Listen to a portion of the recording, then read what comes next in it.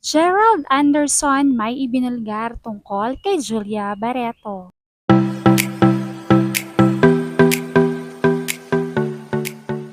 Nasa main topic pa rin ng usap-usapan ang tungkol sa couple na si Julia Barreto at Gerald Anderson matapos ngang mabalita ang kanilang hiwalayan kung saan ay marami ang nashock dahil buong akala nila ay kasalan na lang ang hihintayin at masasabing naging matagumpay ang kanilang relasyon kahit na noon ay pinukol sila ng samot-saring puna at pambabatikos dahil sinasabing nag-cheat sila noon sa kapwa nila karelasyon bago maging sila.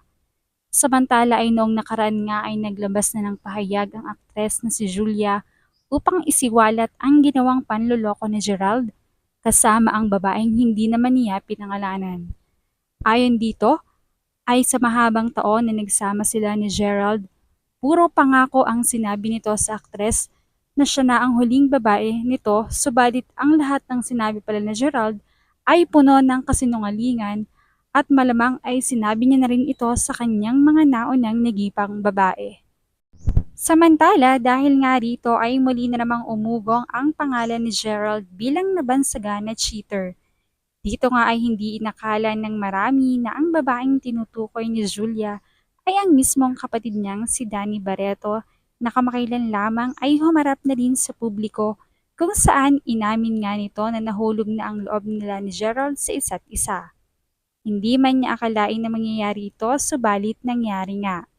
Masakit para sa kanya bilang ate ni Julia na sana ay siya pa ang poprotekta dito subalit siya pa pala ang magdudulot ng sakit.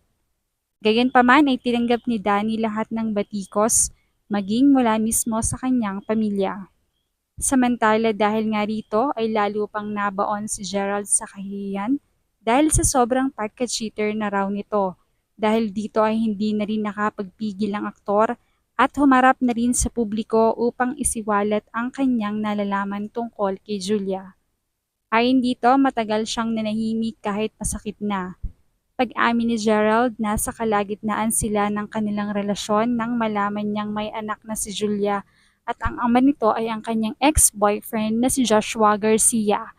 Hindi niya raw akalain na may ganitong uri ng sikreto si Julia.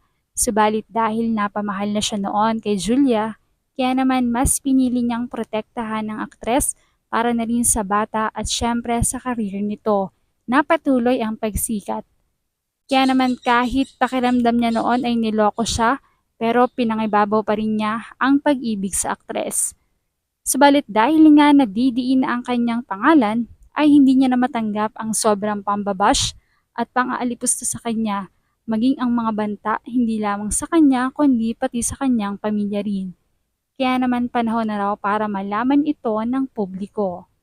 Hindi raw ito paninira kundi pagsisiwalat ng katotohanan na dapat ay matagal nang alam ng lahat. Sa ngayon ay wala pang pahayag dito si Julia. Subalit nangangailangan ngayon ng paliwanag ang mga netizens, lalo na at sangkot pa dito ang kanyang ex-boyfriend na si Joshua Garcia.